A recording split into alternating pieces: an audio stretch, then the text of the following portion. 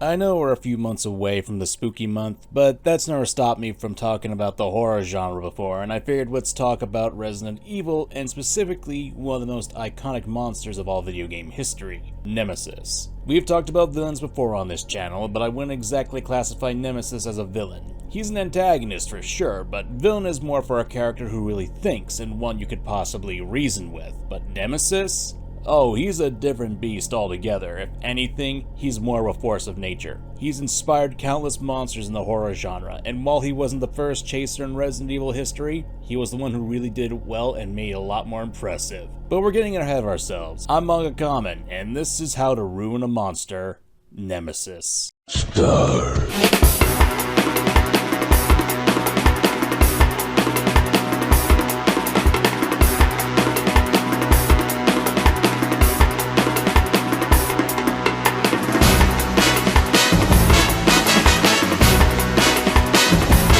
Hello there.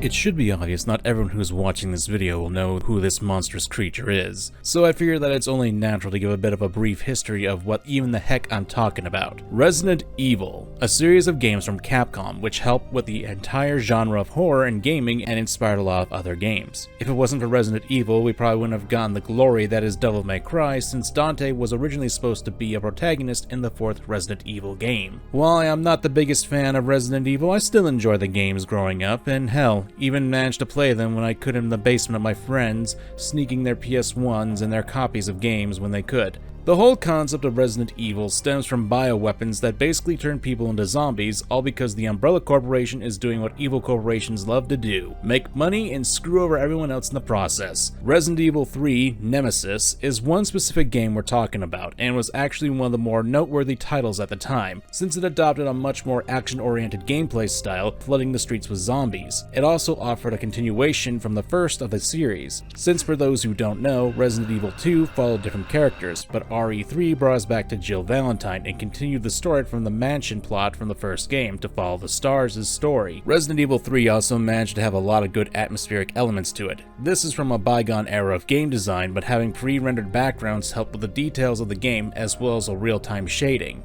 Throw in the fact that the game had elements of choice as well with live selection sequences, and it was a mechanic that no other game at the series had. It also included other upgrades from other games, such as ammo crafting system and a dodge mechanic, with the latter not being too useful since it had a very narrow window of use. The game has a good deal of polish for the time, and with all of that, you've got the makings of a pretty iconic game. I'm not going to say it's the perfect game. Tank controls are infamous gameplay element for a reason, but you have to remember that there were a lot more limitations at the time, and it was the best way to use these for this kind of game and genre. And those static camera angles, while good for capturing details of pre-rendered backgrounds, did make the game a bit more difficult to play, as there would be times where it would shift if you were being chased and could cause you to get confused if you weren't ready for it. Regardless, Resident Evil 3 was a pretty amazing game despite its flaws. And then you got the game's namesake, Nemesis himself.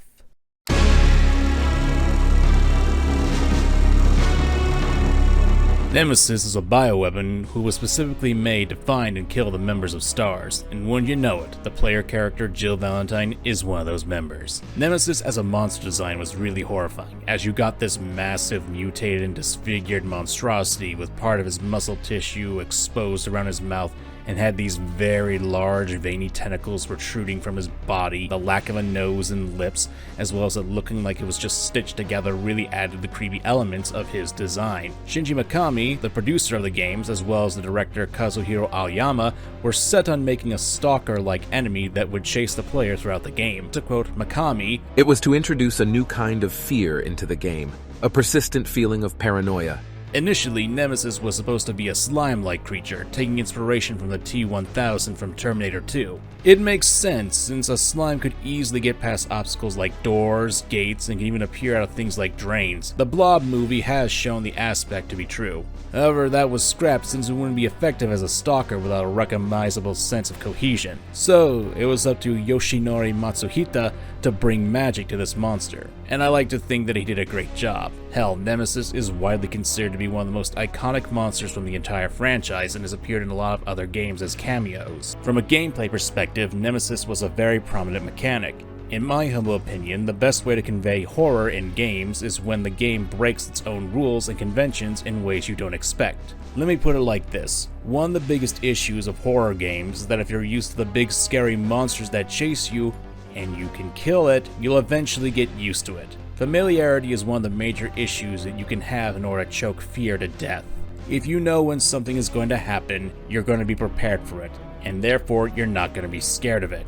And one of the biggest elements that fear uses to scare you is uncertainty. Nemesis in the original RE3 has this looming element over the entire game, and after he dispatches Brad in one of the most suggestive ways possible, he then sets his eyes merely on Jill, aka you the player. And here's where the beauty of Nemesis, and by extension the original Resident Evil 3, comes into play. You see, after Brad's death, Nemesis will be stalking you, and this will be between different locations in every playthrough. This isn't just Nemesis. Through every playthrough of the original Resident Evil 3, things such as ammo and healing items and enemy placement will be randomized. A dice roll is used to determine if you get the grenade launcher or the Magnum early on. Getting back to Nemesis, while he will appear at key moments, especially for boss encounters, he'll also be stalking locations as well. And while in previous entries, if you were to go through a door, enemies wouldn't be able to follow you through them. Not Nemesis though. He's got the ability to get through doors, and will attack you as soon as the camera shifts if he follows you into the room. It's a more common element in horror games nowadays, even the more recent Resident Evil games too, with chasers like Mr. X and Lady D. It's become a lot more common. But back in 1999, that was a new concept, and when Nemesis chases after you with a missile launcher, it really makes for a nail-biting decision on what to do. Especially since if you do manage to down Nemesis, you can get your hands on some amazing additions to your equipment. It was a means of risk and reward, especially since Nemesis can corner you quite easily if you weren't careful. The thing about Resident Evil 3 Nemesis is that the randomization makes it feel like a more realistic experience. You never know if you're going to bump into this big hulking monster in a random street as you explore Raccoon City. It also breaks the safety that if you run into a new zone, you could take a breather from the enemies. The first two games in the series established the rule that monsters don't follow you through the doors. It was kind of a limitation at the time, with the door opening animation being that of a loading screen. Only difference from typical loading screens was that it was used to help heighten the atmosphere of the games. Nemesis as a monster was a good representation of the Resident Evil series at the time, since it showed quite a bit of evolution in gameplay. There's a reason why Nemesis is the subtitle of the game. It's because he's the iconic monster that made a lot of changes to the formula that previous Resident Evil games had. And that's just scraping the surface of why I love Nemesis as a monster, and having gone back to play the original RE3 recently, it made me really appreciate how intuitive the game was, especially when you consider the time period and how games were being made. Nemesis is a great monster and improved upon Mr. X from the original Resident Evil 2. So, you must be wondering about the title down there on the YouTube screen. How did Nemesis get ruined?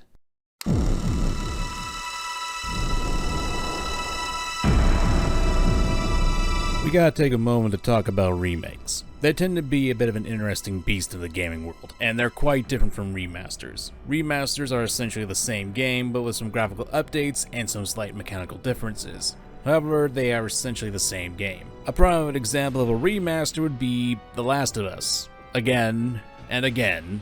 Or if you actually want something good, the Spyro Reignited trilogy. A remake, however, at least from my eyes, should have the original product, but improve upon it, taking the basic product and while not changing its characters, stories, location drastically, they still add to the original experience while respecting it too. Funnily enough, the Resident Evil 1 remake is touted as one of the best remakes in gaming history. Not only did the game give the original much needed paint job as well as improving the acting, but also add a lot more mechanics to improve upon the basis of the original game. Stuff like adding the Crimson Heads, changes to the controls for quality of life, and more areas to explore. This isn't going to be a review of the game, but I know that it is what I consider to be the standard for remakes, and while that does update things, it still doesn't change the main portion of the original game. In recent time, especially this year, there's been a lot of remakes. Not only did we get Resident Evil 4's remake, but we also got Dead Space, and we're getting Super Mario RPG, Alone in the Dark, Max Payne, Metal Gear Solid 3. I think you get the point. 2023 is quickly becoming the year of the remake and remaster. And in all honesty, while I appreciate some of these games coming back, except Silent Hill 2 since Bloober Team themselves are rat bastards and are more than likely going to screw it up,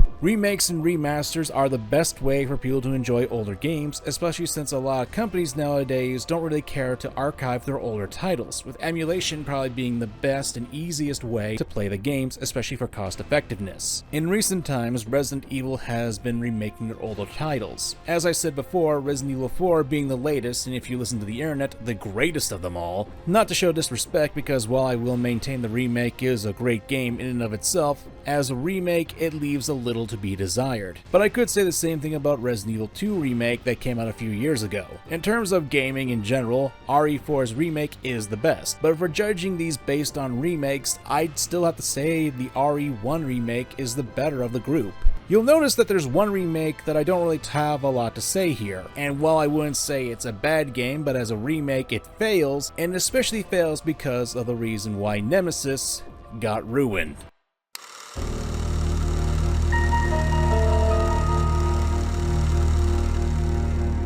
If this game was a standalone product, I wouldn't have issues with it. However, when you're gonna slap the name Resident Evil 3 onto something, that's when there's gonna be an issue. And this does extend to Nemesis 2. Just one look at the goofy nose on his face, his garbage bag attire, and how they turned one of the most unpredictable monsters into a joke, it's easy to see why someone could dislike this remake. Sure, it can be a decent game, but as a remake, it doesn't really stand up to the original and makes Nemesis out to be pathetic. We're getting ahead of ourselves. I need to explain what my issues are with this remake since they will ultimately tie back to Nemesis himself. To make it clear, it is a lack of randomization, over-reliance on action, and the characterization. Each of these can both explain how Nemesis was ruined, as well as why the Resident Evil 3 remake is the weakest of the remakes. The lack of randomization. I feel like this one should be an obvious one, but the remake is extremely linear. All the items and enemies are placed in the exact same place, and there's no real change between playthroughs.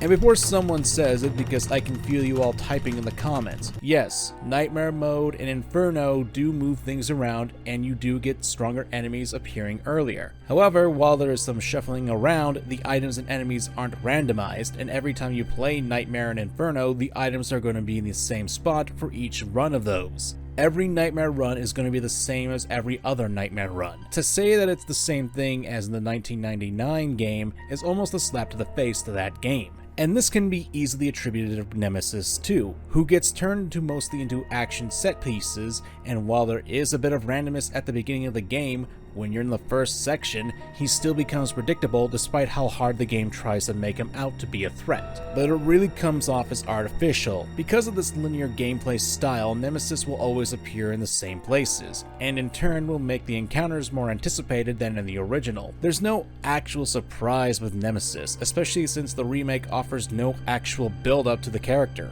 Nemesis immediately pulls off his knockoff Kool-Aid Man impression and attacks Jill in her apartment. In contrast to the original, Brad at least gave the warning that someone was coming for us and that he was after STARS members before Nemesis appeared, and then we were able to see Brad get killed by Nemesis. You then could choose to fight him or run away, which would then affect how Nemesis would go about after you following this event, and would be randomized where he shows up in the streets.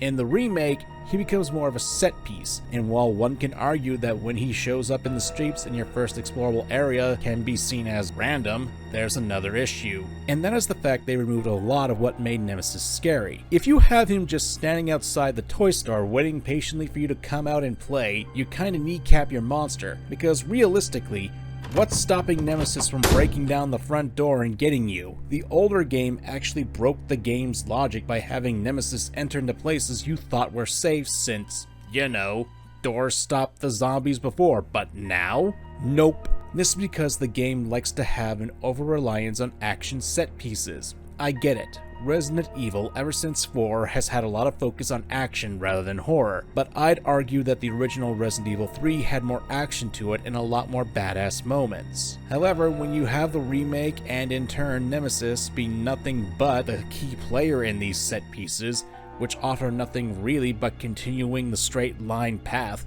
it shows a lot of weakness in the presentation for the character. Let me put it like this. In the original, while you had moments where you had set pieces where Nemesis would confront you, you still had the live selection option to decide how you dealt with these situations. Meanwhile, in the remake, instead of allowing the player to dodge or face Nemesis on their own terms, the game will rip you out of what you're doing and have Jill act on her own. And when you are given control, it's mostly just to rush in a straight line to the next cutscene. It doesn't help that in the remake, Nemesis is shown to be extremely incompetent. Did Jill in the original get victories off of Nemesis? Yes, but they were victories that felt like she barely won them, and even then, most of the time, even when she did down the big lug, he just kept getting right back up again to chase her. There are times in the remake where Nemesis will have Jill right in his hands, literally, even holding her up by the head, and with a simple twist or squeeze, he could kill her in an instant and proceed to finding another STARS member. But instead, he just throws her off to the side because she's the protagonist and needs to escape.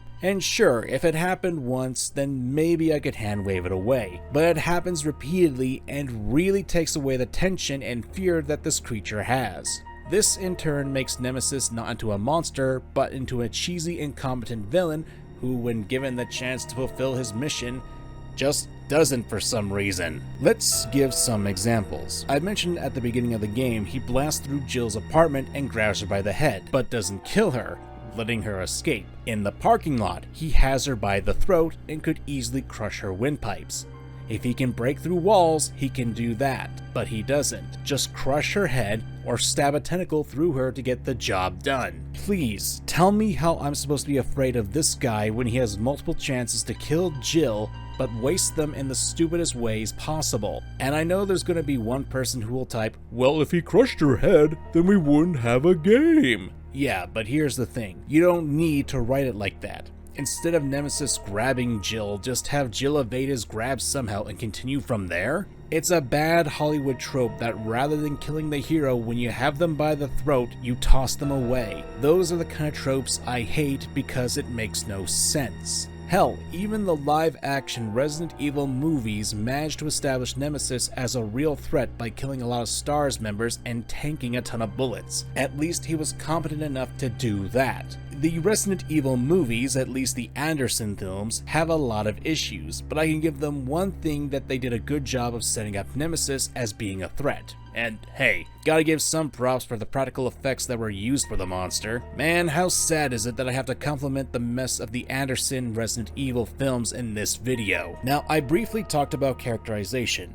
but here's something else that we need to talk about, and that's the characterization of other characters and their perceptions of Nemesis. Let's consider Brad, the red shirt turned yellow, who in the original was killed by Nemesis right in front of Jill. However, when we get to the remake, not only does Brad not die to Nemesis' hands, but then also refers to Nemesis as having a hard-on for STARS members. Later on, Jill refers to him as a creepy stalker, and even then, there are times where she should be dead to rights. But again, because she's the main character, she's got protective barrier around her that doesn't make a lot of sense for her to have. Plot armor at its finest. The game puts Jill in constantly high-octane escape scenes, and while they're flashy, they have all the substance of a Michael Bay flick. If Jill can survive a rocket explosion at the feet and come out of it mildly annoyed, there's a problem here. And it makes any sort of tension or fear not work because you're telling your audience that our protagonist is invulnerable and protected by stupid writing. There is a lot I do not like about the Resident Evil 3 remake, and the handling of Nemesis was a pretty big factor in it, and I'm not gonna lie, it's part of the reason why I was skeptical of the Resident Evil 4 remake when it came out. Well, that and the amount of content that was removed from Resident Evil 3, but that's neither here nor there.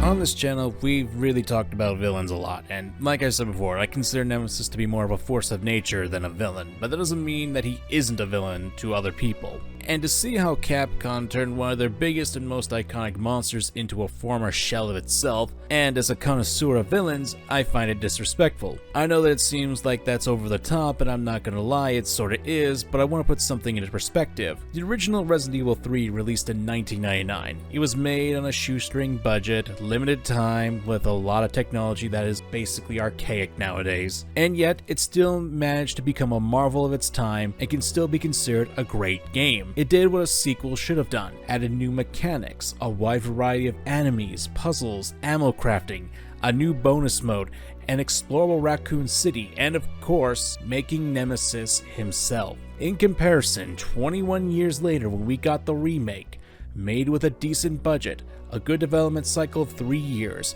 and had the latest technology that was almost perfected from the RE2 remake before it, and we got the weakest remake out of them all. Sure, it's a decent game, but as a remake, it fails in a lot of matters. Most notably Nemesis, who was turned into a joke, one of the most iconic monsters in all of gaming, and he gets treated with disrespect and not given the proper credit that he deserves. So, why did this happen? Well, there's not really a lot to go off of, but there were a few interviews with Peter Fabiano, a producer from Capcom, that may shed some light on these choices. We did our best to make Nemesis into something special and differentiate him from Tyrant. Our goal with RE3 was to make something that continued in the vein of the reimagined RE2 and also add an online survival horror multiplayer game set in the Resident Evil universe. As we've discussed throughout our campaign, we wanted to keep true to the essence of the original, but also make the game feel fresh. We knew we wanted to tell Jill Valentine's story as she escaped Raccoon City and Nemesis. This almost seems like a joke. No more item randomization, no more enemy randomization, almost no new puzzles, no choices or consequences, clock tower cut, gas station cut, pharmacy cut, city hall cut, newsstand cut, graveyard cut, park cut, dead factory cut out from the game. Nemesis chasing you from point A to point B or A to C depending on your choices or locations you visit, cut from the remake. In an article from Den of Geek, Fabiano had this to say: His AI and visuals have been updated from the original. Nemesis is way more nimble and agile than he was. He can use his tentacles to grab Jill and jump long distances to appear right near you. He also has the ability to use weapons. That was one of the ways that we wanted to demonstrate that he has a higher level of intelligence.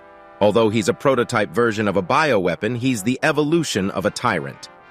Nemesis could use weapons in the original. What the hell are you going on about?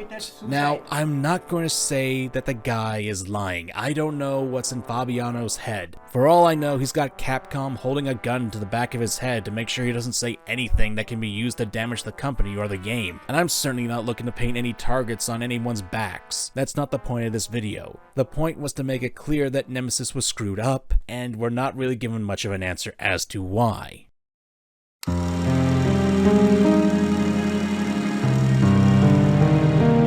Which is a shame, really, because I really do like Nemesis as a monster.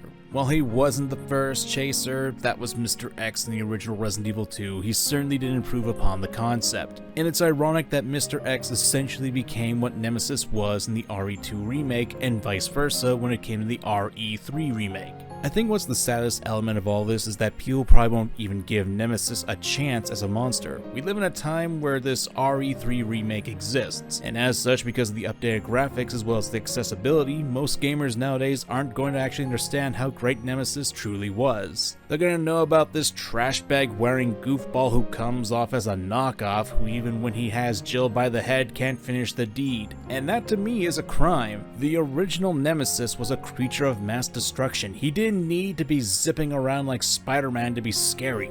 He didn't need the high-end graphics to make the players scream in terror.